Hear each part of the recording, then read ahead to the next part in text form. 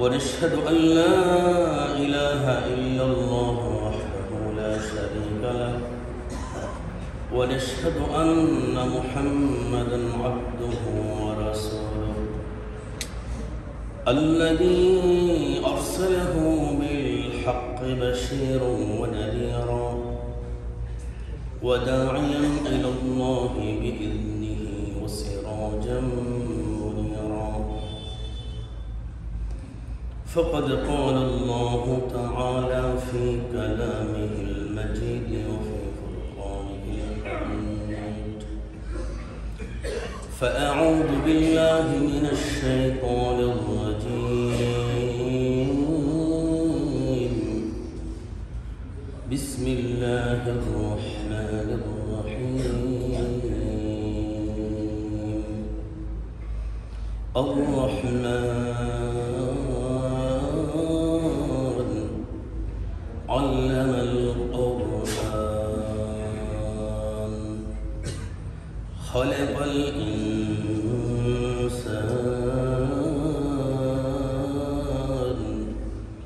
علمه البيان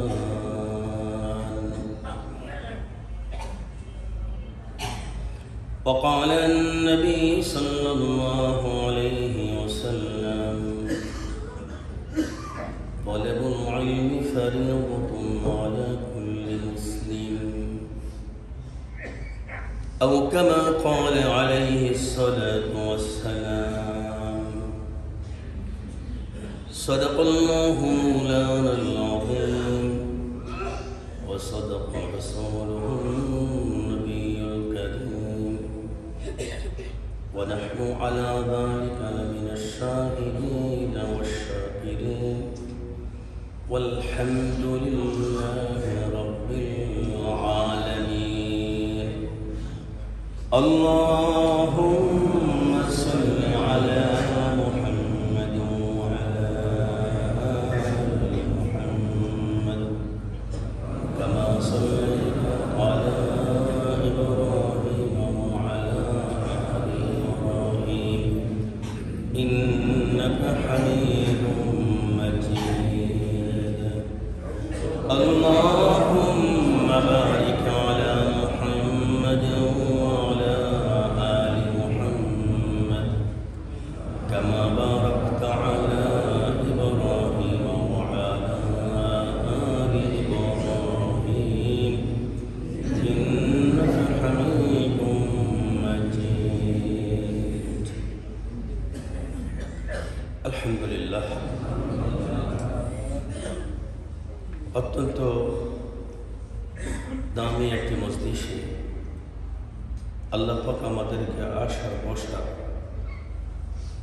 এবং হাজিরি দেওয়ার দু চারটি কথা বলার শোনার তৌফিক দান করলেন। এই জন্য আমরা মনিবের দরবারে শুকর আদায় করি আলহামদুলিল্লাহ।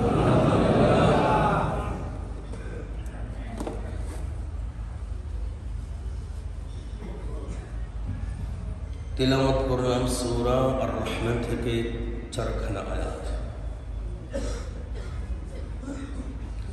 এবং প্রিয় নবীজির অসংখ্য হাদিস থেকে একখানা হাদিস তিলাওয়াত করলাম। আল্লাহ পাক আমাদেরকে এই আয়াত এবং হাদিসের তিলাওয়াতের সওয়াব দান করেন আমিন। এবং এর উপরে এমন কিছু কথা আল্লাহ পাক বলার তৌফিক দান করেন যেন আমাদের সকলের কিছু না কিছু উপকার হয়। আসলে এই সূরার পরিচিতি আমাদের কাছে অজানা নয়।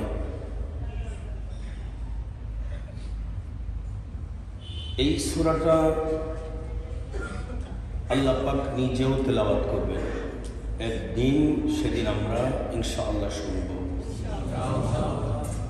এখন তো চিঠি এসেছে, আমরা ওই চিঠি নিজেদের কণ্ঠে পড়ি, কিন্তু ওই দিন চিঠি নয় বরঞ্চ আল খেতাব।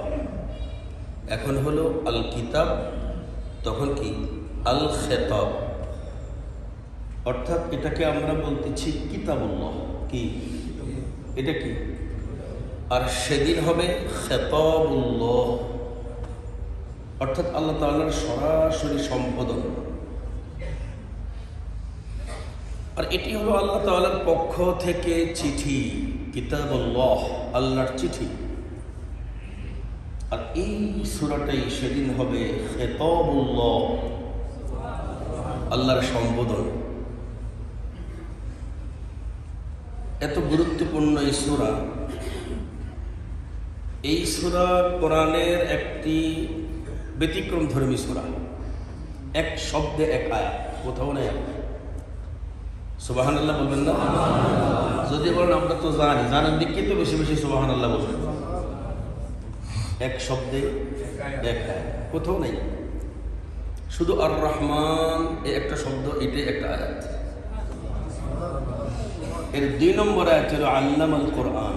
3 নম্বর আয়াত খালাকাল ইনসান। 4 নম্বর আয়াত আল্লামাহুল বায়ান। এক শব্দে এক আয়াত। এবং সেন্টেন্স পরিচিতি হলো পুরাটা সূরা মিলে মাত্র একটা সেন্টেন্স। সুবহানাল্লাহ বলবেন না? একটি মাত্র বাক্য, এক সূরা এক বাক্য, সূরাতুর রহমান। যদি বলেন কেমনে হলো, আল্লাহ পাক যেমনে বসেছে তেমনি হয়েছে। তাহলে সেন্টেন্সের জন্য 2টো অংশ লাগে, একটা হলো সাবজেক্ট আর একটি হলো প্রিডিকেট। কখনো যদি একটা সাবজেক্ট হয় একাধিক প্রিডিকেট হতে পারে, পারে তো? যদি একটা সাবজেক্ট হয়ে একাধিক প্রিডিকেট হয় তখন কিন্তু সেন্টেন্স একটাই হয়। আর যদি একাধিক সাবজেক্ট হয়ে একটা প্রিডিকেট হয় তাহলে কিন্তু সেন্টেন্স একটা নয়। যতগুলো সাবজেক্ট ততটা সেন্টেন্স। কি এমনই তো নাকি? অর্থাৎ সাবজেক্টের সংখ্যা যত, সেন্টেন্সের সংখ্যা তত। কিন্তু সাবজেক্ট যদি একটা হয় আর প্রিডিকেট যদি 1000টাও হয়, সেন্টেন্স কটা? এই হলো সূরার পরিচিতি। তাহলে সূরাতুর রহমানের প্রথমটুকু আর রহমানটা হলো সাবজেক্ট, আর প্রত্যেকটা আয়াত একটা করে প্রিডিকেট। খালাকাল ইনসান একটা প্রিডিকেট, আর রহমান কি এটা বলেন, বলে বুঝে থাকলে বলেন। 1 নম্বর প্রেডিকেট আল্লামাল কুরআন। দেখেন 2 নম্বর প্রেডিকেট খালাকাল ইনসান।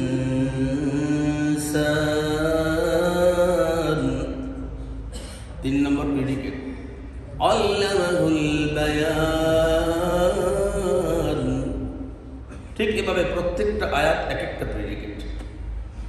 এমন একটা জায়গায় গিয়ে আল্লাহ তাআলা প্রিডিকেটের উপরে বান্দাকে খোঁটা দেওয়া শুরু করছে। পারলে এটাকে অস্বীকার কর যে দুনিয়ার জগতে বাঁচতে হলে তোর এটার দরকার নাই, পারলে এটাকে অস্বীকার কর দুনিয়ার জগতে বাঁচতে হলে তোর এটার দরকার নাই, এটা ছাড়া পারলে বাঁচ, এটা ছাড়া পারলে বাঁচ, এটা ছাড়া পারলে বাঁচ, দেখে তুই বাঁচতে পারস কিনা। এইভাবে 31টা প্রিডিকেটের মধ্যে আল্লাহ তাআলা এরকম খোঁটা শব্দ লাগাই দিয়েছে। ফাবিআইয়ি আলা'i রাব্বিকুমা তুকায্যিবান। কটা আয়াতের সাথে? 31টা আয়াতের পর।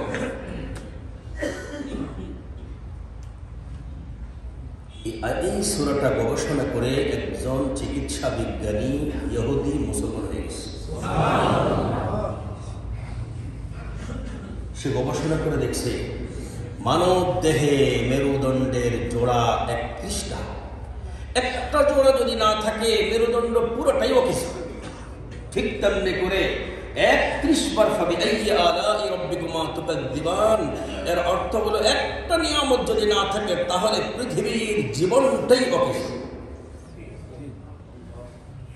আল্লাহু আকবার বলে জানেন। এই সূরার পরিচিতির পরে আমরা এখন দেখব যে 4টা আয়াত তেলাওয়াত করলাম, এই 4টা আয়াতের সাথে আল্লাহ পাকের আমাদের সাথে বিনিময়টা কি। রহমান শব্দের অর্থ আমাদের সবার জানা, কি সেটা? দয়াময়। আর রহমান,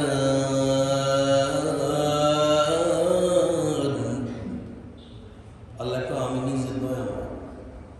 চিঠি তো এমনি লিখছি, যদি আল্লাহ তাআলা এটা কিতাবুল্লাহ না হইয়া যেদিন খেতাবুল্লাহ হবে, সেদিন আল্লাহ বলবেন আরেকটা শব্দ বাড়াবেন, আনার রহমান। সুবহানাল্লাহ বলবেন না? সেদিন এই আর রহমানটা প্রেডিকেটে চলে যাবে আর সাবজেক্ট হয়ে যাবে আনা। আল্লাহ ডাইকা বলবেন আনার রহমান, আমি রহমান। দুনিয়াতে আমি তোমাদেরকে ছাত্র বানাইছি, আমি ছিলাম উস্তাদ। সাবজেক্ট ছিল কোরআন, শিক্ষক আমি আল্লাহ, ছাত্র তোমরা, সাবজেক্ট কোরআন। আল্লামাল কোরআন,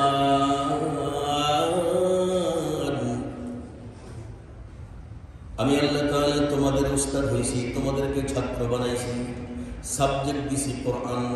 আমি উস্তাদের উস্তাদি করার পরে, তুমি সাবজেক্ট কোরআন নেওয়ার পরে তুমি যা হইবা সেটা হলো তুমি মানুষ। সুবহানাল্লাহ বলে।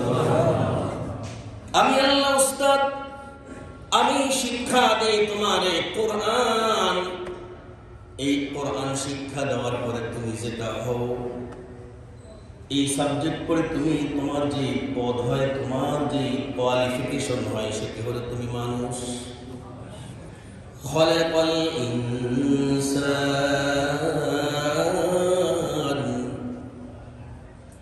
আমি আল্লাহ তাআলা তোমার যে কোয়ালিফিকেশনটা দেই, তুমি হলো ইনসান। আল্লাহ উস্তাদ, সাবজেক্ট কোরআন, আমরা হলাম ইনসান। কথা বল। আল্লাহ কি উস্তাদ, সাবজেক্ট হলো কোরআন, আমরা হইলাম ইনসান।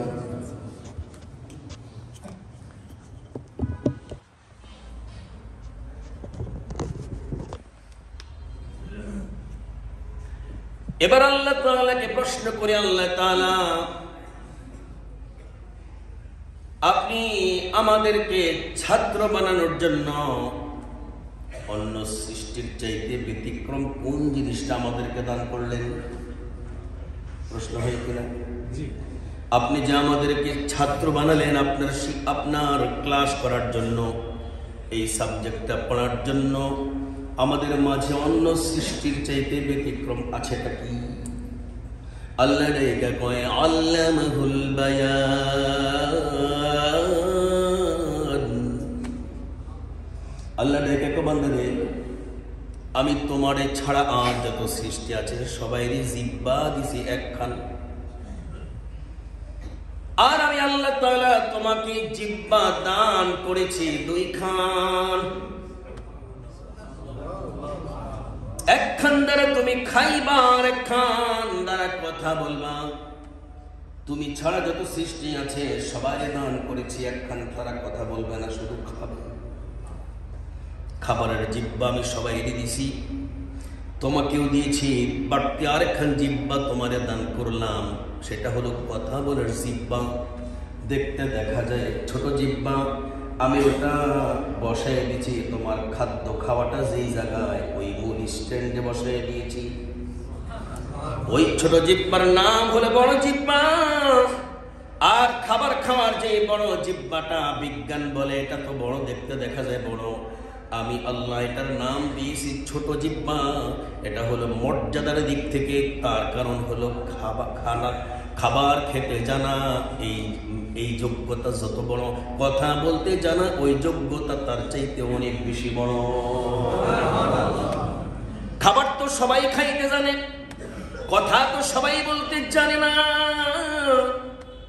আমি আল্লাহ তাআলা তোমার যে জিহ্বা দান করলাম, লম্বা জিহ্বা দ্বারা তুমি খাও, এটার নাম হলো আসফাল জিহ্বা। আর এই গোড়ায় যে ছোট জিহ্বাটা তোমার দান করলাম, তার নাম হলো আলা জিহ্বা।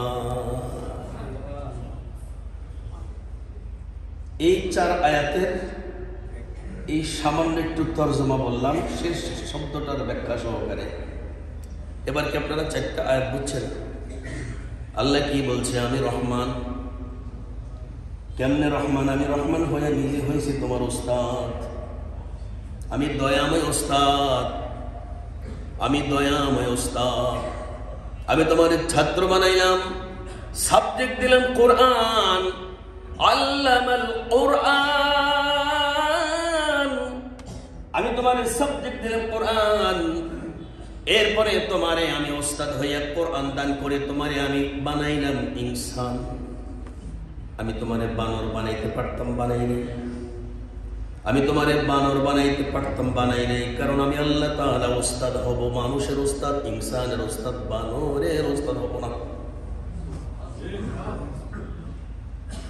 যদিও কিছু কিছু মানুষ আছে ওনারা বানর হইছে, কোরআনে আছে। وَجَعَلَ مِنْهُمُ الْقِرَدَةَ وَالْخَنَازِيرَ।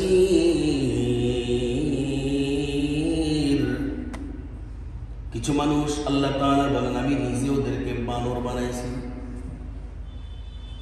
ইনসান থেকে কিছু মানুষকে আমি আল্লাহ তাআলা বানর বানাইয়া দিছি। শুধু বানর পর্যন্ত বললে চলবে না, আল্লাহ আর এই কথাও বলছেন বানরের সঙ্গে কিন্তু আরেকটা শব্দ আছে, ওয়াল খানাজির। আমি মানুষ থেকে যেমনি করে কিছু বানর বানিয়েছি, আবার কিছু শূকরও বানাইছি। এখন বলতে হবে বানরের দাবি করনেওয়ালা তো পাওয়া গেল, শূকর কারা? কথা কি বুঝতেছেন আপনারা? কোরআন তো তাই বলছে, وَجَعَلَ مِنْهُمُ الْقِرَدَةَ وَالْخَنَازِيرَ وَعَبَدَ الطَّاغُوتَ। আল্লাহ কয় তোরা তো নিজেরা পরিচয় দিয়েছিস, আমি কিন্তু তোদের থেকে বানর বানাইছি। শুধু বানর না, শূকরও বানাইছি। বিজ্ঞানে বর্তমানে কিছু লোকের নিজেদেরকে বানর স্বীকার করে, যদিও আমরা করেন। এখন বলতে হবে বানর তোমরা যারা স্বীকার করো তোমরাই বলো, শূকরকে তোমরাই বলো। এবার আল্লাহ তাআলা নিজে বলেন ইন্না শাররাদ দাওয়াব, ইন্না শাররাদ দাওয়াব ইনদাল্লাহিল্লাযীনা কাফারু লা ইউমিনুন। যত সৃষ্টি আছে সবচেয়ে সর্বোৎকৃষ্ট সৃষ্টির নাম কি? মানুষ। সর্বোৎকৃষ্ট সৃষ্টি পাইলাম মানুষ। এবার বুঝতে হবে সর্বনিকৃষ্ট সবচেয়ে খারাপ সৃষ্টির নাম কি? আল্লাহ নিজে বলেন, আল্লাহ না না, তোমাদের মুখ দিয়া শুকর বলাইছি যেহেতু তোমরা তো মানুষ। কিন্তু আমি আল্লাহ তাআলা জানায় দেই শুকরের চাইতেও নিকৃষ্ট আছে।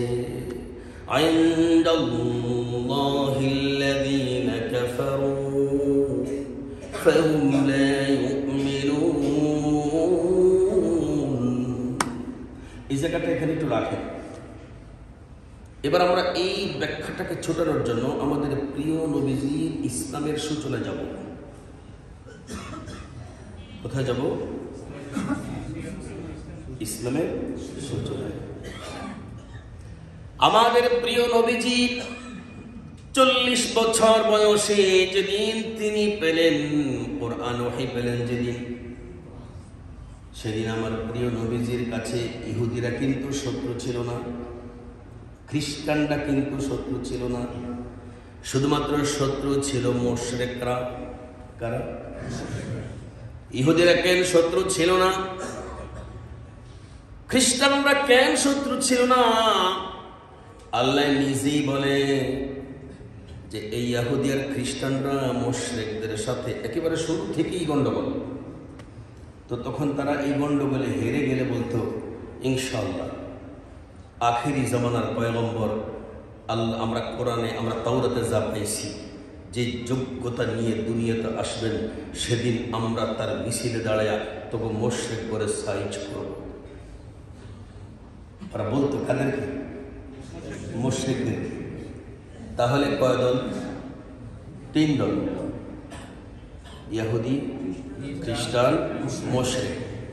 নবীর আবির্ভাব হয় 3 জায়গায়। 2 দল পয়গম্বরের জন্য অপেক্ষা করে, আর এক দল পয়গম্বর আসুক এটা চায় নাই। তারা কারা? মুশরিক। তাদের ভয়তে আমার প্রিয় নবীজি 3 বছর পর্যন্ত স্পষ্ট কালিমার দাওয়াত দিতে পারেন নাই। যেদিন প্রথম এসেছেন হযরত জিবরিল পয়গম্বরের কাছে আসার পরে নবীজি শুধুমাত্র গোপনে আম্মা খাদিজাতুল কুবরার কানে কানে কয় আমি নবী হইছি। নারীদের মাঝে আম্মা খাদিজাতুল কুবরার কানে কানে কয়, আর পুরুষদের মাঝে কানে কানে কয় আবু বকরকে। কারণ আগের থেকে আবু বকরের সঙ্গে নবীজির একটা বন্ধুত্ব ছিল, আস্থা ছিল, বললে অসুবিধা হবে না। এজন্য সিদ্দিক আকবরের কাছে বলা মাত্রই কয় আপনি যদি নবী হন আমার কি করতে হবে? কয় তোমার করতে হবে আল্লাহ এক আর আমি রাসূলুল্লাহ, এই 2 কথার স্বীকার তুমি করলে তুমি মুসলমান। বলতে দেরি হযরত আবু বকরের ঈমান আনতে দেরি নাই। আম্মা জান খাদিজাতুল কুবরার কাছে বলার পরে খাদিজাতুল কুবরা বলেন, প্রিয় নবী গো আমার কি করতে হবে? নবীজি বলেন, তুমি এখন বলবা লা ইলাহা ইল্লাল্লাহ মুহাম্মাদুর রাসূলুল্লাহ। পয়গম্বর পয়গম্বরের মুখ দিয়ে বলতে দেরি, আম্মা জানের বলতে দেরি না। প্রিয় নবীজির নাম শোনা মাত্রই সাল্লাল্লাহু আলাইহি ওয়াসাল্লাম বলা তো ওয়াজিব, কালিমা পড়ার পরে বলা ওয়াজিব না, বিধানটা খেয়াল রেখে, বিধানটা মনে রেখেন। হ্যাঁ, ওয়াজিব তরক করলে তো গুনাহ হয়, কিন্তু এই কালিমার পরে নবীজির নাম যে ভিতরে আছে এই জায়গায় সাল্লাল্লাহু আলাইহি ওয়াসাল্লাম না বললে গুনাহ হবে না। আর 2 নম্বর হলো প্রথমবারের পরে দ্বিতীয়বার না পড়লে গুনাহ হবে না। এবার প্রশ্ন করেন, পড়া তো যাবে, করেন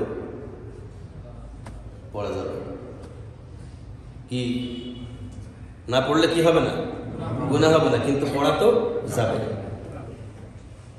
কতদিন এইভাবে চললো গোপনে গোপনে, 3 বছর পর্যন্ত গোপনে গোপনে চলার পরে, এই গোপনে 3 বছরের ইসলামের পরে প্রিয় নবীজি বলেন স্পষ্ট কোনো মাদ্রাসা বানানো যাবে না, কারণ সামাজিক দিক থেকে আমরা কিন্তু আতঙ্কে আছি।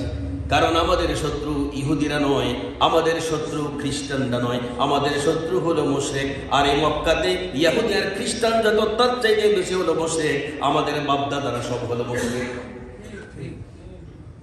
কথা ঠিক তো?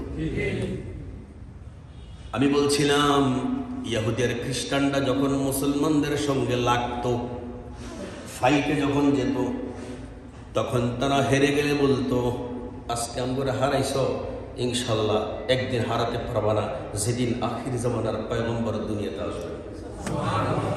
ওয়ালাম্মা জাআহুম কিতাবুম মিন ইনদিল্লাহ, কিতাবুম মিন ইনদিল্লাহি মুসাদ্দিকুল লিমা মা'হুম। দেখেন এরপরে وكانوا من قبل يستفتحون على الذين كفروا।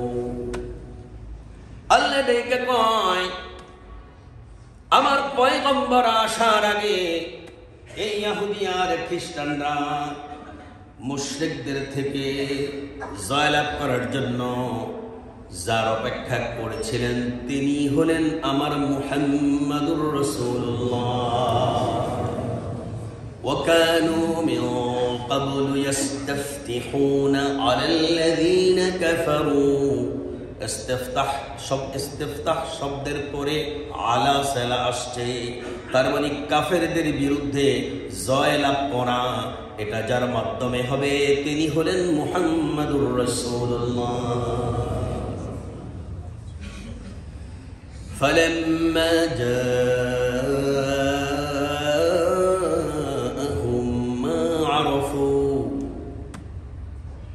কিন্তু যেদিন পয়গম্বর পয়গম্বরের আবির্ভাব যখন হয়েছে তখন তারা বংশ খুঁজতে শুরু করেছে, কোন বংশ থেকে হলো।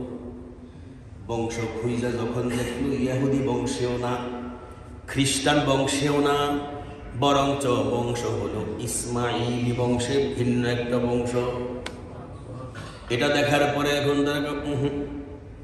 আমরা মনে করেছিলাম আমাদের বংশে আসবে, যদি আমাদের বংশে আসতো আমরা তাকে নিয়ে মুশরিকদের বিরুদ্ধে ফাইট করতাম। যেহেতু আমাদের বংশে আসে নাই, আমাদের বংশের এখন কলঙ্ক হবে। তারা যদি আমরা মানি, আমাদের এত বছরের এত নবী আগমন করা, লক্ষ লক্ষ নবীর আগমন, এটা আমাদের জন্য কলঙ্ক হবে। আমরা মনে করেছিলাম আমাদের বংশে আসবে, কিন্তু আমাদের বংশে যেহেতু আসে নাই, মাইনা অতীতের পূর্বপুরুষদেরকে খাটো করা যাবে না। নাউজুবিল্লাহ, সবাই বলেন না। এখন আল্লাহ তাআলা বলেন, এখন তারা হলোটা কি? তারা তো ছিল ইহুদি আর খ্রিস্টান। আল্লাহ কয়ে ফালাম্মা জাআহুম মা আরাফু কাফারু বি। পয়গম্বর যখন আয়েশা পরিচয় দিলেন, আমি আখিরুন নবী, আমি খাতামুন নবী, এই পরিচয়টা দেওয়ার পরে ইহুদি আর খ্রিস্টানরা মানবে না, তাই তো তারা এখন হয়ে গেল দুই দল মিলে এক দল কাফারু বি। কাফারু শব্দের অর্থ হলো কাফের হয়ে যাওয়া। কি হয়ে যাওয়া? আল্লাহ ডাইকা কয় তোরা তো কাফের হস নাই। ওই যে বলছিলাম, ইন্না শাররাদ দাওয়াবি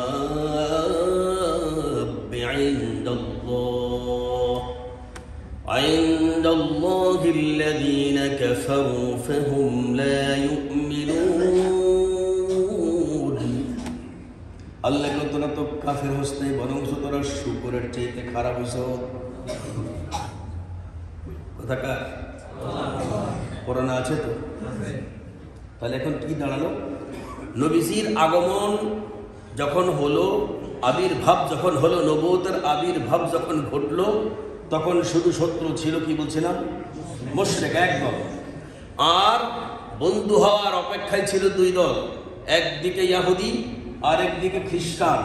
যখন তারা চিনতে পারলো আর জানতে পারলো যে ইনি নবী, তবে বংশ আরেকটা, ইহুদিও না খ্রিস্টানও না, অতএব তাকে মানা যাবে না। এখন ইহুদি আর খ্রিস্টান এই দুই দল মিলে আল্লাহ বলেন তারা এখন দুই দল নয়, তারা এখন হয়ে গেছে কাফের। এখন তাহলে ওই দিন থেকে নিয়ে নবীজির বিরুদ্ধে কয় দল? আপনি কি বুঝতেছেন আমার কথা? এক দলের নাম মুশরিক, আরেক দলের নাম কাফের। তার মানে এখন ইহুদি আর খ্রিস্টান দুনিয়াতে নাই, এগুলো সব বোখাস পরিচিত। যদি ইহুদিরা তাদের কিতাব মানত, ওই খ্রিস্টানরা তাদের কিতাব যদি মানত, তাহলে তারা পড়তো লা ইলাহা ইল্লাল্লাহু মুহাম্মাদুর রাসূলুল্লাহ। এতটুকুন কথা এক পকেটে রাখেন। আমি এখন আপনাদেরকে সূরা মাইদা থেকে আরেকটা আয়াত আলোচনা করব। সেই আলোচনাটা করব ইহুদি, খ্রিস্টান আর মুশরিক, এই তিন দলের মাঝে ইহুদি আর খ্রিস্টানরা যখন কাফির হলো, এখন কিন্তু তারা এই পরিচয় দেবে না আমরা কাফির। কথা বলেন না কেন? আমাদের চলমান পরিস্থিতির দিকে একটু তাকান। কাফেরের মতো কর্মকাণ্ড কিছু মানুষ করার কারণে তারা কিন্তু কাফের। তারা তাদের মুখ দিয়ে আমরা মুসলমান বলার কারণে আমরা তাদেরকে কাফের ফতোয়া দিতে পারি না। কথা খুব ভালো করে বুঝতে হবে, না হলে ওয়াজের পরে কিন্তু আবার মিটিং করা লাগবে। আগে আমার থেকে বুঝেন, মিটিং সব আমার সাথে হবে। আমাদের বর্তমানে মুসলমানদের ভিতরে এমন কিছু কর্মকাণ্ড আছে যার দ্বারা কাফের, সে কি? কিন্তু তার মুখ দিয়ে সে আমি মুসলমান বলার কারণে ইসলাম আমাদেরকে অনুমতি দেয় না এদেরকে কাফের লেখক। তবে ওদের খবর আছে মরার পরে। কথা বলেন না কেন? ঠিক তেমনি করে ইহুদিরা এদের মতো এরা যেমনি করে কাফের হইয়ে তাদের মুখ দ্বারা বলে আমরা মুসলমান, আল্লাহ বলেন ইহুদি আর খ্রিস্টানরা তারাও কাফের হওয়ার পরে কোনোদিন পরিচয় দেয় না আমরা কাফের, তারা সারা জীবন বলে আমরা ইহুদি আর আমরা খ্রিস্টান। কথা কই? তবে একটা কথা, চমৎকার একটা কথা আছে, ইহুদিরা বলে আমরা ফতোয়া লিখছি খ্রিস্টানদের বিরুদ্ধে, আবার খ্রিস্টানরা বলে আমরা ফতোয়া লিখছি ইহুদিদের বিরুদ্ধে। কোরআন করে সাক্ষী। وقالت اليهود ليست النصارى على شيء وقالت النصارى ليست اليهود على شيء। দুই দলের ফতোয়া। এই একটা ফতোয়া, এই ফতোয়া হলো ইহুদিরা বলে খ্রিস্টান যারা আছে এরা মানুষই না, আল্লাহর কাছে এদের কোনো ছাড় নাই। ফতোয়া কার? ইহুদিদের। কাদের বেলায়? খ্রিস্টানদের বেলায়। আবার খ্রিস্টানরা বলে আমরা ফতোয়া লিখলাম ইহুদিরা কিছুই না, আল্লাহর কাছে এদের কোনো ঈমানের কোনো মূল্য নাই এবং এরা হলো জাহান্নামী। এবার আসেন আবার দুই দলকে আরেকটা ফতোয়া দেয়। وقالوا لن يدخل الجنة إلا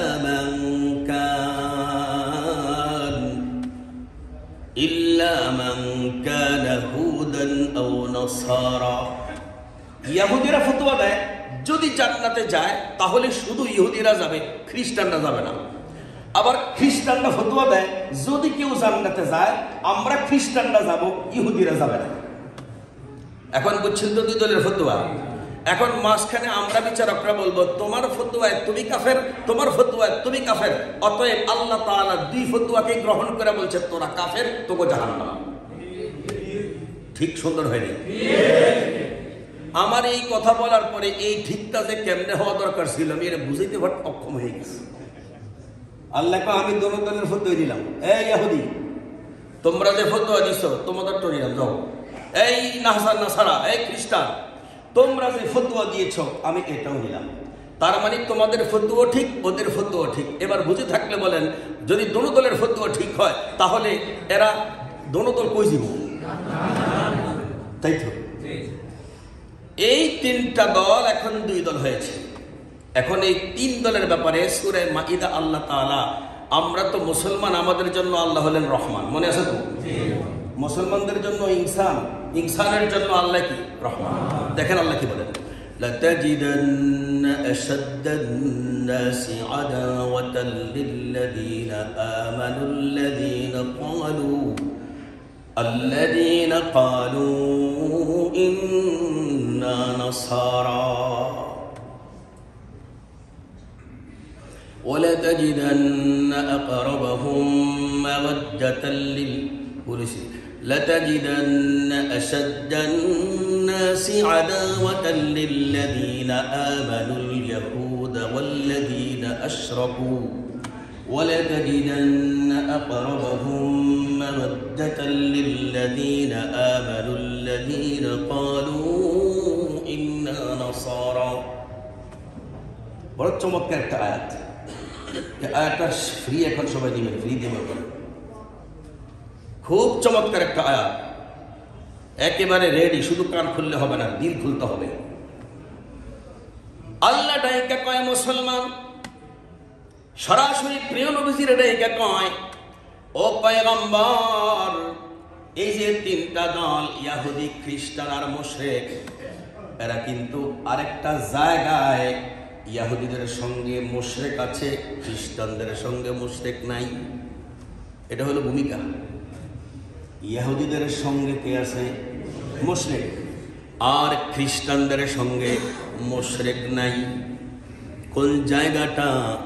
সেটা হলো ইহুদিরা আর মুশরিকরা এরা উভয় দলে হামলা চালায় মুসলমানের উপর, আর খ্রিস্টানরা মুসলমানের উপরে হামলা চালায় না, তারা হামলা চালায় ইসলামের উপর।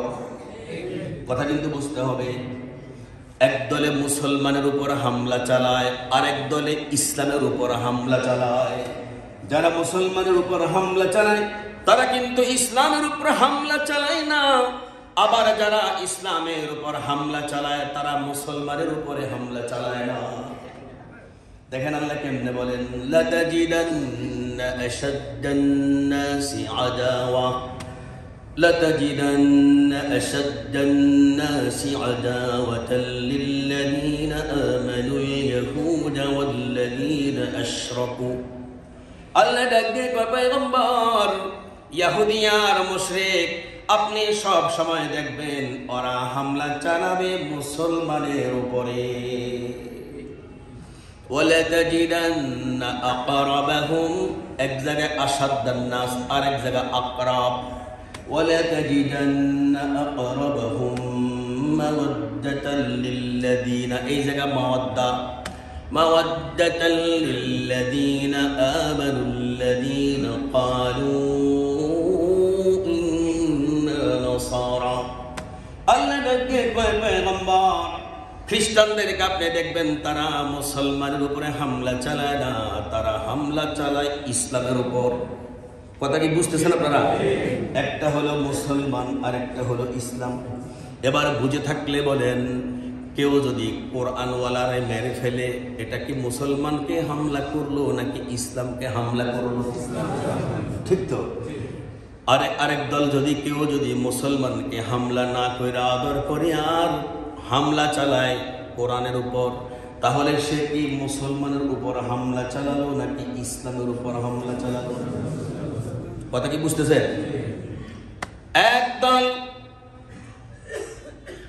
একদল হামলা চালায় পয়গম্বরের ইজ্জতের উপর, বুঝে থাকলে বলেন এটা কি মুসলমানের উপর হামলা চালাইলো নাকি ইসলামের উপর? নবীর ইজ্জতের উপরে হামলা চালাইছে, গালিগালাজ করছে। বুঝে থাকলে বলেন এটা কি ইসলামের উপর হামলা চালাইছে নাকি মুসলমানের উপরে চালাইছে? আর জোরে কোন না, ইসলামের উপর। ঠিক তো? মুসলমান বলছে, কারণ নবীজির ইজ্জত আমাদের মুসলমান নয়, নবীজির ইজ্জত হলো আমাদের ইসলাম। এবার আপনি কাটাকাটি অঙ্ক করেন, প্রিয় নবীজির যুগে যদি মুসলমানের উপরে হামলা চালাতো, এই হামলা তারা মানতো নাকি ইসলামের উপরে হামলা চালালে হামলা তারা মানতো? কোনটা মানতো? ইসলামের উপরে হামলা চালাইলে তারা মুসলমান নিজেরা হামলা মাথা পেতে পেত, আমরা সবাই করে ইসলাম কিছু করতে পারবি না। কথা ঠিক তো? যেমনি করে খ্রিস্টানরা একবার আমার প্রিয় নবীজির পুতুল বানাবে আর তার নাসিকা কাটবে, মুসলমান দাঁড়ায় বলেছিল, সাবধান, তোমরা আমার নাসিকা কাটো, আমার নাক কাটো, আমার পয়গম্বরের জন্য তোমরা মূর্তি বানাইও না। এবার বুঝে থাকলে বলেন এই হামলাটা কি ইসলামের উপর নাকি মুসলমানের উপর? মাশাআল্লাহ, এবার আপনি ক্লিয়ার বুঝছেন। তার মানে সাহাবায়ে কেরামের যুগে কখনো তারা ইসলামের উপরে হামলা বরদাস্ত করতো না। তারা প্রয়োজনে মুসলমানরা শহীদ হয়ে যাবে। হযরতে হামজা শহীদ হয়ে গেছে, হযরতে হামজা শহীদ হয়ে গেছে, হযরতে ওমর শহীদ হয়ে গেছে, হযরতে ওসমান শহীদ হয়ে গেছে। শহীদের সংখ্যা অনেক। কথা বলেন ঠিক তো? এত পরিমাণ মানুষগুলো শহীদ হয়েছে, এটা কিন্তু মুসলমান বাঁচানোর জন্য নাকি ইসলাম বাঁচানোর জন্য? এজন্য কিয়ামত পর্যন্ত প্রয়োজনে মুসলমান মরে যাবে, কিন্তু ইসলাম যেন না মরে। কথা ঠিক? ইসলাম মরতে দেওয়া যাবে না। সামনে আসতেছে আপনাদের 31st নাইট, এখানে কিন্তু আপনি দেখবেন মুসলমান মারামারি নাই, যা হয় সব ইসলামের উপরে মাইর। এই সব মাইর হবে সব ইসলামের উপর। তৎকালীন জামানায় সাহাবায়ে কেরামের যুগে যদি এমন 31st নাইট হতো, তারা কিন্তু নিজেদের জীবন দিয়ে হলেও ইসলামকে রক্ষা করত। কিন্তু আফসোসের বিষয়, আজকের এই যুগে আমরা মুসলমান হইয়া মুসলমানের হামলা বরদাস্ত করি না, কিন্তু ইসলামের হামলাকে আমাদের জন্য কঠিন মনে করি না। لتجدن أشد الناس عداوة للذين آمنوا الذين قالوا لتجدن أشد الناس عداوة للذين آمنوا اليهود والذين أشركوا وَلَتَجِدَنَّ أَقْرَبَهُم مَّوَدَّةً لِّلَّذِينَ آمَنُوا الَّذِينَ قَالُوا إِنَّا نَصَارَى। এজন্য আমরা প্রয়োজনে মুসলমান জীবন দিব, কিন্তু ইসলাম যেন না মরে, ইসলাম যেন না মরে।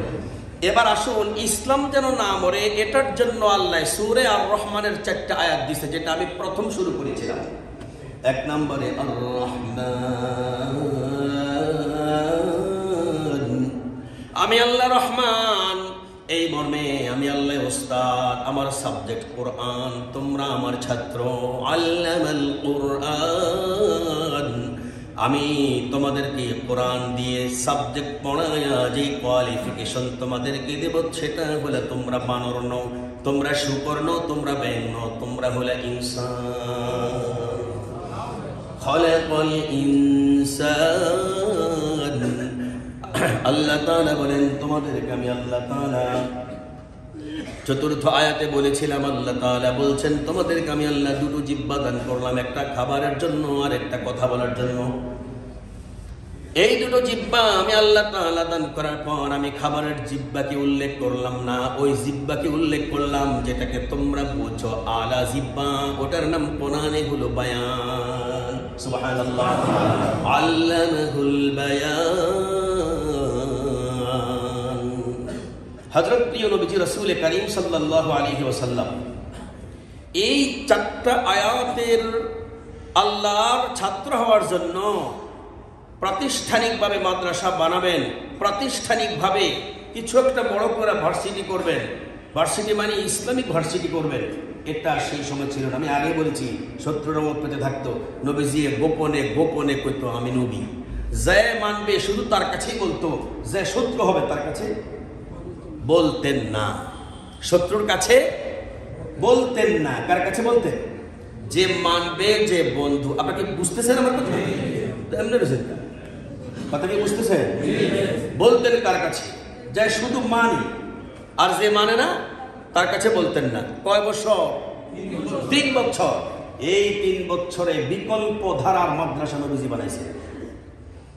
এরপরে যখন বন্ধু সকলে হতে লাগলো, তখন মুসলমানরা ধীরে ধীরে অরিজিনাল মাদ্রাসা বানানো শুরু করলো। সেই মাদ্রাসার এক মাদ্রাসা বাংলাদেশে অভাব নাই। এখন আবার মানুষেরা ওই মাদ্রাসার দিকে যায় না, কিন্তু আল্লাহ তাআলা তো বান্দারে বলছে তুমি তো আমার ছাত্র। আল্লাহর ছাত্র হওয়ার জন্য কেউ যদি ওই মাদ্রাসায় না যায়, রাসূলুল্লাহর বিকল্প ধারার মাদ্রাসা বর্তমানে স্কুলেও খোলা হচ্ছে। কেমনে? 3 বছরের জন্য। 3 বছরের এই কোরআন কি পুরাটা নাজিল হয়ে গেছে? কথা বলেন। কোরআন পুরাটা নাজিল হতে কয় বছর লাগছে? 23 বছর। তাহলে 3 বছরে কতটুকু নাজিল হয়েছে? এজন্য বিকল্প ধারার কিছু মাদ্রাসা হচ্ছে। আমি আপনাদেরকে বলবো, ডিসেম্বর মাসের পরে জানুয়ারি মাস কেউ যদি প্রকৃত পক্ষে মাদ্রাসায় ভর্তি করতে নাই চান, ছেলে যদি নাই পড়তে চায়, তাহলে তাকে অবশ্যই বিকল্প ধারার ওই মাদ্রাসায় ভর্তি করান যেই মাদ্রাসার নামে স্কুল কিন্তু ভিতরে মাদ্রাসা আছে। যেমন আমরা গত বছর আমাদের হুজুরকে মশাওরা দিয়ে আমাদের এই যে কচিকণ্ঠ স্কুলে নুরানি খোলার একটা সিদ্ধান্ত করে আমি নিজে উদ্বোধন করে দিয়ে এসেছি।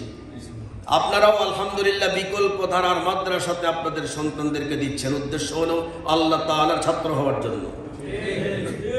এজন্য মনে রাখবেন, যেন আমাদের এই বিকল্প ধারার যারা মাদ্রাসা পড়াবেন আলহামদুলিল্লাহ, আর যারা মাদ্রাসা পড়াবেন না, আমাদের প্রত্যেকটা সন্তান যেন এমন একটা স্কুলে পড়ে যেটা বিকল্প ধারার মাদ্রাসা।